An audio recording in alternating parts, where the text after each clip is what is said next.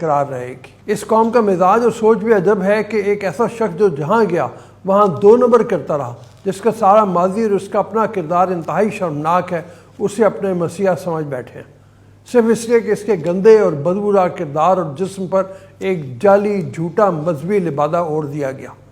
وہ شخص جو خود اپنے منہ سے اپنی کرتوتوں کا شاہد ہے، اسے آج نادان کہیں یا بیوقوف اور جاہل فالوورز اسلامی امہ کا لیڈر تصور کرتے ہیں۔ شوکت خانم کے زکوٰۃ اور خیرات کے پیسے عالمی اداروں میں جوئے میں لگانے والا کیا ہمیں حقیقی آزادی دلائے گا؟ اپنے بچوں کو یہودیوں کی گود میں پالنے والا دلائے گا ہمیں مغربی طاقتوں سے نجات؟ فارن فنڈنگ میں امریکہ سے پیسے لے کر مذموم مقاصد کے لیے استعمال کرنے والا ہمیں بتائے گا کہ خود مختاری کیا ہے؟ دنیا بھر میں پلے بوائے رہنے والا بتائے گا عورت کی عزت کیا ہے اور اسلامی تعلیمات کیا تھیں؟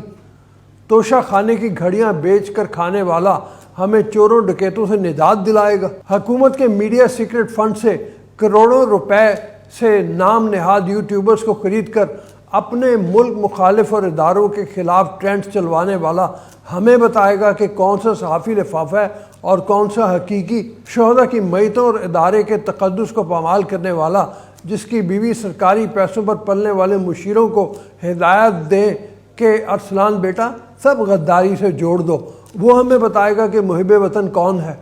او خدا کا خوف کرو، شرم کرو، موت بھول گئے ہو کیا؟ یوں تو عمران نیازی نبی مکرم صلی اللہ علیہ وسلم کی تعلیمات کا تذکرہ اور ان کا نام استعمال کر کے لوگوں کو مذہب کے نام پر گمراہ کر رہا ہے، وہیں خود سب سے بڑا جھوٹا اور سازشی ڈکلیئر ہو چکا ہے۔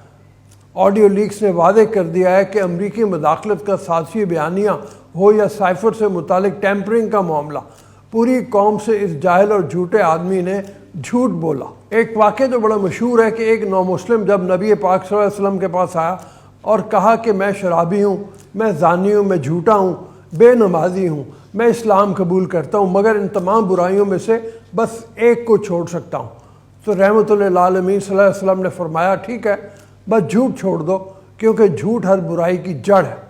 اور المیہ دیکھے کہ خود کو صادق امین کہنے والا، خود اسلامی لیڈر کہنے والا، اپنے آپ کو مذہب کو استعمال کرنے والا، ہر جلسے میں ہر بات میں جھوٹ کے علاوہ کچھ نہیں بولتا۔ بنیادی طور پر اس ملک میں فساد اور ہر برائی کی جڑ عمران خان ہے، کیونکہ اس سے زیادہ جھوٹا کوئی آدمی نہیں، فسادی اور انا پرست کوئی اور نہیں۔ اس نے پاکستان کو مالیاتی دیوالیہ کرنے میں کسر نہ چھوڑی، پھر سیاسی طوفان بپا کر کے پاکستان کو سری لنکا بنانے میں کون سا حربہ تھا جو استعمال نہ کیا گیا؟ اینٹی کلائمیکس آیا تو پاکستان کی تاریخ کے بدترین سیلاب اور اس کی تباہ کاریوں کے باوجود اقتدار کی واپسی کے لیے کی جانے والی مہم جو سے شروع ہوا۔ ایک طرف تباہی میں ملک ڈوبا ہوا ہے، کروڑوں لوگ اجڑ گئے، سینکڑوں بستیاں صفحہ ہستی سے مٹ گئیں اور ہمارے کپتان کی سیاسی فاسٹ بولنگ جاری رہی۔ عوام کی مصیبتوں کا خیال نہ ان کی بھلائی پر کوئی توجہ۔ اور جب حکومت نے عالمی سطح پر ماحولیاتی انصاف کی دہائی دی اور اقوام متحدہ نے امداد کی اپیلیں جاری کیں تو خوفناک مہم چلائی گئی کہ چوروں کی حکومت سارا پیسہ کھا جائے گی۔ پیغام یہ دیا گیا کہ سیلاب زدگان کی مدد نہ کی جائے۔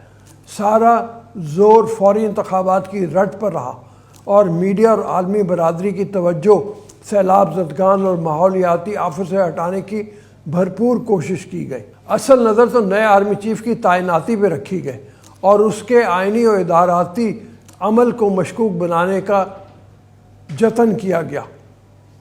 دراصل مقصد وہی پرانا تھا کہ کسی طرح 2018 کے مشکوک انتخابات سے گھڑا گیا ہائیبرڈ سیاسی نظام پھر سے مقتدرہ کی مدد سے بحال کرایا جائے، مگر اس پر ذاتی مطلق العنانیت مسلط کر دی جائے۔ اس ساری مہم میں جمہوریت کی کوئی پاسداری تھی، نہ پارلیمنٹ کی بالادستی کا کوئی عنصر، نہ آئین کی حکمرانی کی کوئی رمق، بس نعرے بازی، گالی گلوچ کا اخلاق باختہ کلچر اور شخصیت پرستی کا فروغ۔ رہی صحیح اخلاقی کسر چوتھی لیک نے پوری کر دی کہ کس طرح خان صاحب بذات خود ہارس ٹریڈنگ میں مصروف تھے۔ ہیکر بھی کیا چن چن کر لیکس پہ لیکس مارے جا رہا ہے، اور ابھی جانے یہ سلسلہ خلوت میں کی جانے والی اور کون سی اخلاق باختگی کی رسوا کن داستانوں پہ جا کے رکے گا۔ جو طلسماتی شخصیت کا بت دہائیوں تک کرکٹ ہیرو، سماجی خدمتگار، مردانہ وجاہت، صداقت و امانت اور استقامت و شرافت کے حیولوں سے گر تراشا گیا تھا، لگتا ہے کہ وہ قومی وبال جان بن گیا اور اب غالباً اس کو مسمار کرنے کا سلسلہ چل نکلا ہے۔ اسلامی ٹچ رہے گا نہ طلسماتی پردے، سب تار تار ہونے جا رہے ہیں۔ البتہ شخصی پرستی کا بخار اترنے میں کچھ وقت لگے گا۔ اس ماہ یا اگلے ماہ کے شروع میں نئے آرمی چیف کا تقرر بھی ہو جائے گا۔ بہتر ہوگا کہ یہ عمل فوری شروع کر دیا جائے اور سینیورٹی کے اصول کو اپنا لیا جائے تاکہ کوئی کنٹروورسی پیدا نہ ہو۔ حکومت بھی اس قومی اسمبلی کی مدت ختم ہونے پر انتخابات کے انعقاد پر ڈٹ گئی ہے، تو دوسری طرف تحریک انصاف کی پارلیمنٹ میں واپسی کے امکانات بھی پیدا ہونا شروع ہو گئے، جو کہ اس کے 12 اراکین قومی اسمبلی سے استعفوں کی منظوری کے خلاف اسلام آباد ہائی کورٹ میں دائر ریٹ سے ظاہر ہوتا ہے۔ اس جماعت کے قول و فعل کا تضاد کہیں یا منافقت کا بام و عروج، بلکہ اگر یوں کہیں تو غلط نہ ہوگا کہ یہ اپنے فالوورز کو گدھا سمجھتے ہیں، کیونکہ ان کو معلوم ہے کہ ہم کوئی بھی بھنڈ ماریں گے، شخصیت پرستی کرنے والے جاہل انصافی فالوورز منوان قبول کریں گے۔ یہ وہی جماعت اور رہنما ہیں جنہوں نے فلور آف دی ہاؤس اور میڈیا کے سامنے جلسے جلوسوں میں سر عام اپنے استعفے دیے، پارلیمنٹ اور حکومت کو گالیاں دی کہ مر جائیں گے ان کے ساتھ نہیں بیٹھیں گے، مگر پھر بے شرم اور غیرت سے آری تحریک انصاف والے مرے تو نہیں مگر استعفے واپس لینے عدالتوں میں پہنچ گئے۔ یہاں تک کہ گزشتہ 4 ماہ سے پارلیمنٹ نہیں جا رہے مگر عوام کے ٹیکسوں سے بھاری تنخواہیں وصول کر رہے ہیں۔ جس پارلیمنٹ کو گالیاں دیتے ہیں اس کی تنخواہ پر پل رہے ہیں۔ ان کی غیرت کا اندازہ لگائیں اور اپنی آنکھیں کھولیں، ابھی بھی وقت ہے کہ سمجھ لائیں۔ اس ملک کو تجربہ گاہ نہ بنائیں، یہاں نظام چلنے دیں، نئی پیکنگ میں 2 نمبر مال بیچنا بند کریں اور عوام خریدنا بند کریں، تبھی اس ملک میں کچھ بن سکتا ہے۔ آج کے لیے اتنا ہی، پھر ملاقات ہوگی اگلے ولاگ میں۔ ابھی اجازت دیں اور جانے سے پہلے گزارش ہے کہ چینل کو سبسکرائب کریں، ویڈیو کو لائک اور شیئر کریں اور کمنٹ سیکشن میں فیڈ بیک ضرور دیں۔